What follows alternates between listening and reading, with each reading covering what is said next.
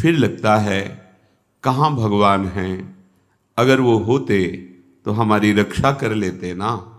हमने क्या बिगाड़ा भगवान का, हमारे साथ ऐसा क्यों कर दिया। ऐसे अज्ञान जनित प्रश्न हमारे हृदय में हमारी आस्तिकता को उखाड़ फेंकते हैं। विश्वास करो, जिसका अहम समर्पित हो गया है और जिसका अनन्य चिंतन होने लगा है, सारी जिम्मेवारी प्रभु उसकी ले लेते हैं। संचित कर्म को भस्म करके, क्रियमाण को निष्फल करके, प्रारब्ध को निष्प्रभावित करके उसे परमानंद में डुबो देते हैं। अगर आप अपना भार प्रभु के चरणों में समर्पित करके निश्चिंत होना चाहते हैं तो दो बातें हैं। आप बेपरवाह हो जाएंगे, आपको प्रतिपल अनुभव होगा कि हमें कोई हाथ पकड़कर चला रहा है, हमारे जीवन रथ का वो सर्वज्ञ सारथी बन चुका है, कदम कदम पे मुझे बचाकर आगे बढ़ा रहा है। ये तब अनुभव होगा जब अहंकार समर्पित होगा। थोड़ा भी अहम है तो ये अनुभव में नहीं आएगा। दूसरी बात, अनन्य चिंतन। फिर तुम्हें योगक्षेम की चिंता बिल्कुल नहीं होगी। ये अज्ञान जनित धरा में मैं कर रहा हूं ऐसा, मैं आगे ऐसा कर लूंगा, मैंने पीछे भी ऐसा किया है, ये भ्रम। अनन्यश्चिन्तयन्तो माम ये जनाः परिपासते तेषां नित्याभियुक्तानां योगक्षेमं वहाम्यहम्। भगवान ठेका लेते हैं, बहुत महान हैं।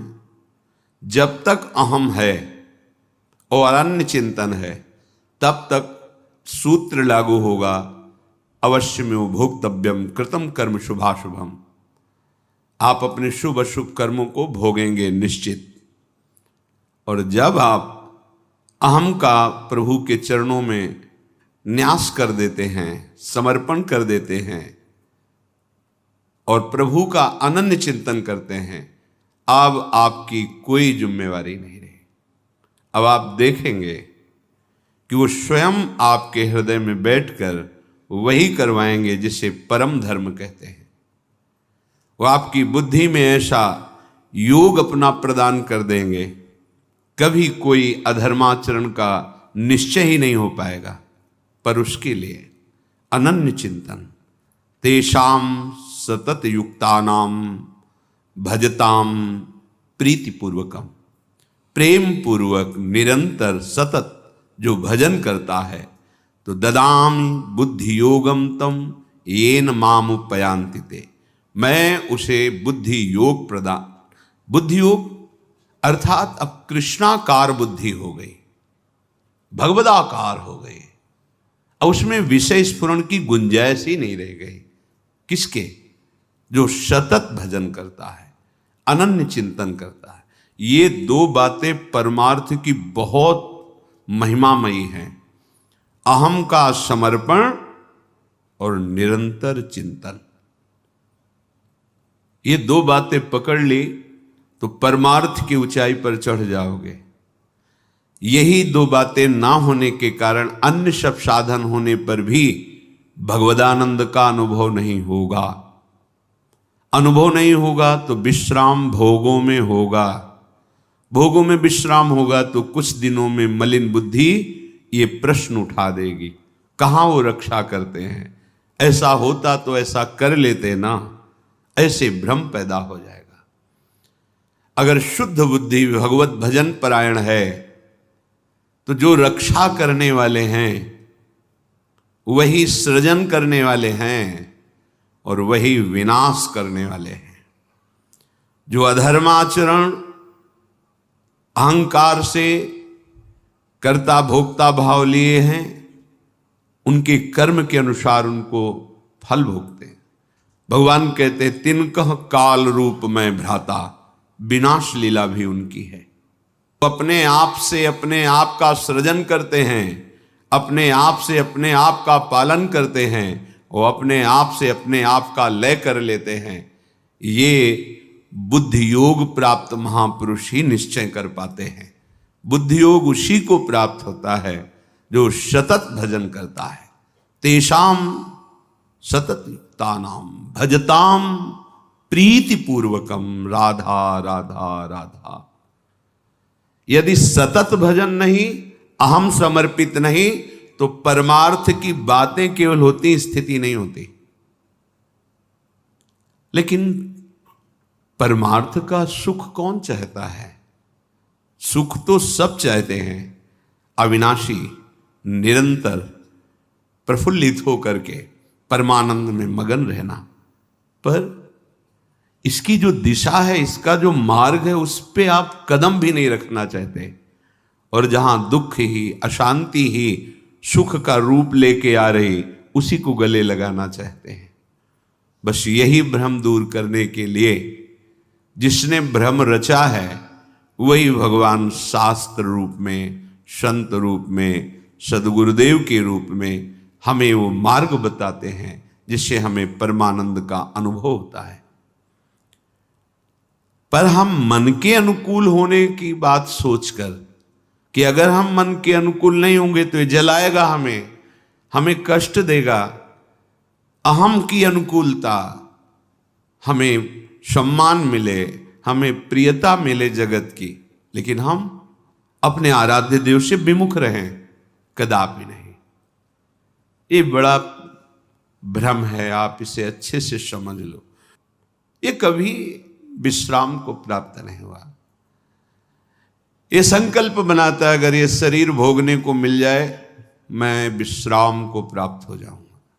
ये पदार्थ भोगने को मिल जाए, ये दृश्य देखने को मिल जाए, ये श्रवण प्रिय संगीत सुनने को, ये वात सुनने को,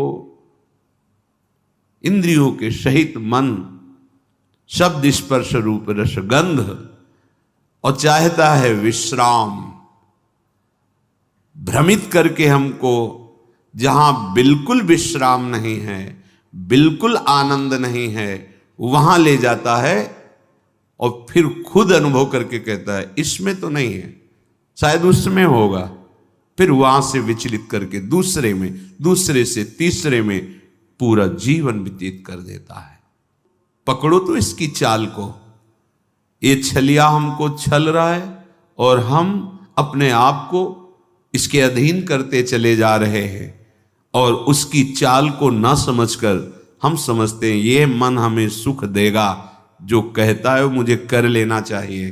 गलत सलाहकार है, फंसा देगा, पराजित करा देगा, बंधन में डलवा देगा। जैसे जिस राजा का मंत्री यदि गलत सलाह दे तो राज्य नष्ट हो जाता है, यदि वैद्य गलत सलाह दे तो मरीज को रोग पूर्ण रूप से अधीन करके नष्ट कर देता है। यदि सदगुरु शिष्य के अनुकूल होकर बोले तो उसका नाश हो जाता है। शास्त्र के अनुकूल, सिद्धांत के अनुकूल तो उसको परमात्मा प्राप्ति होती है। ऐसे ही इस मन रूपी सलाहकार ने मुझ भगवद अंश को ऐसी सलाह दी कि शब्द स्पर्श रूप रस गंध, ये जो माया रचित हैं, इनके भोगने में बड़ा सुख है। जहां जहां कहता है वहां वहां, जो जो क्रिया कहता है वो क्रिया, जैसे जैसे कहता है वैसे वैसे। पर कभी इस छलिया मन ने ऐसा नहीं कहा कि बस हो गया, जिस मार्ग में चला भी सुख नहीं मिला, ये सब मिथ्या है, सत्य वचन है, अब मुझे वापस होना चाहिए, इस मन की सलाह में नहीं फंसना चाहिए। पर नहीं, उसी छलिया मन का साथ देकर, इतना साथ देकर कि स्वयं मन बन करके, कि मन मानो मैं हूं, मन को अच्छा लगा मेरे को अच्छा लगा, मन को बुरा लगा मेरे को बुरा लगा, इतनी तन्मयता, यही हमारा पतन है। यही हमारी मायाकृत आकर्षण की वृत्ति है जो हम समझ नहीं पा रहे। रात दिन जैसा इसने कहा इंद्रियों के सहित वैसी ही चेष्टा की, पर सहज सुख जो हमारा स्वरूप है, चेतनामल सहज सुख राशि, हम अपने स्वरूप का विस्मरण करके हमारे ही बल से बलवान होकर इस मन और इंद्रियों ने हमें फंसा दिया, दुर्गति कर दी।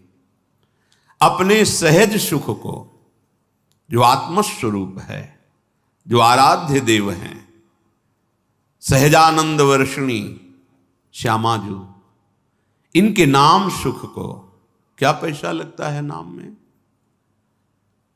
अंदर ही अंदर राधा राधा राधा, किसके सहयोग की जरूरत है? कौन सी क्रिया के संपादन की जरूरत है? राधा राधा राधा। अब नाम स्मरण करते हुए जो धर्म कर्म है खूब करो, 10 गुना लाभ बढ़ेगा।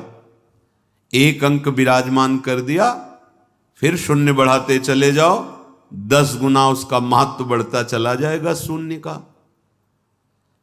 1 हटा दो, सैकड़ों शून्य बना दो, कुछ नहीं हाथ लगेगा।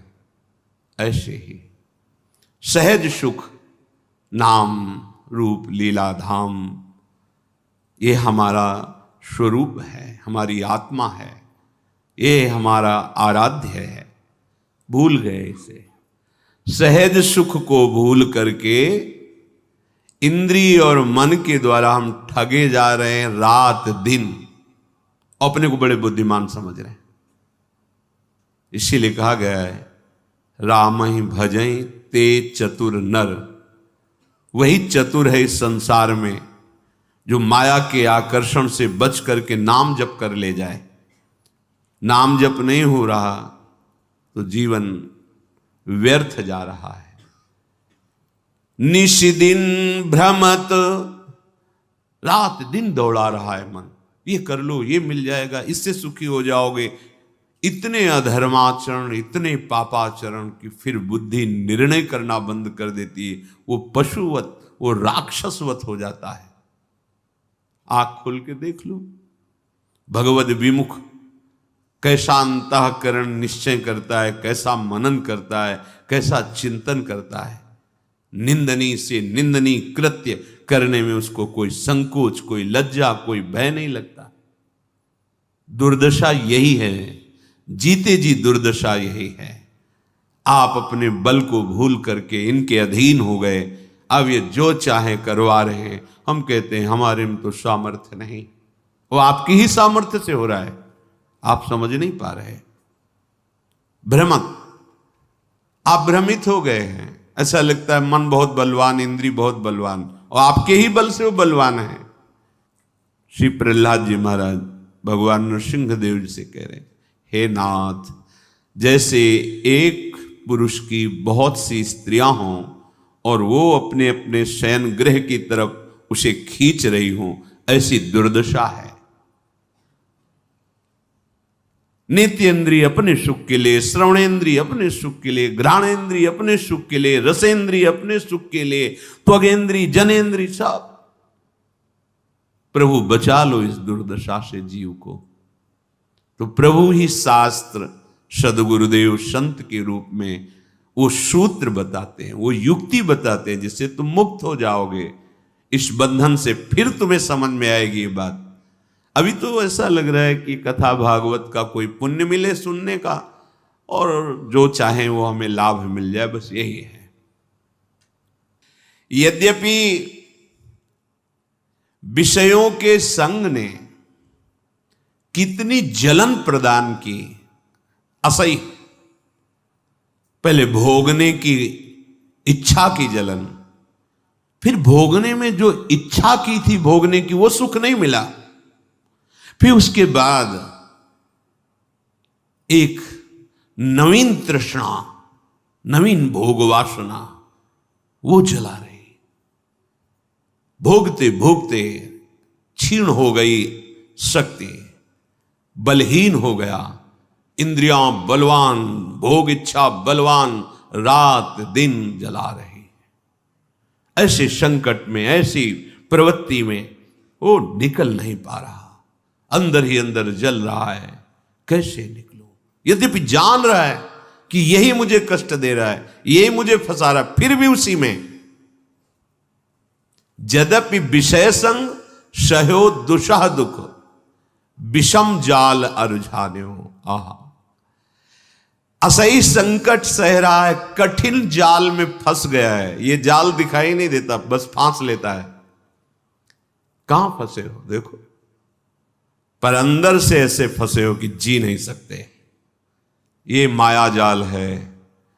मछली फंसती तो जाल तो दिखाई देता है, लेकिन माया का फेंका हुआ जाल दिखाई नहीं देता, फंस जाता है जीव। और ये सदगुरुदेव के शास्त्र के वचन ही इस जाल से तुम्हें मुक्त करा सकते हैं, दूसरा कोई नहीं। और इस जाल का प्रभाव है कि उस जाल से निकलना ही नहीं चाहता, उसी जाल में सुखी रहना चाहता है। ये बड़ी विचित्र दुरत्यय भगवान की भ्रमात्मक माया है। यद्यपि विषय संग सह्यो दुषह दुख, विषम जाल अरुझान्यो, तदपि न तजत मूढ़ ममतावश, जानत हो नहीं जाने।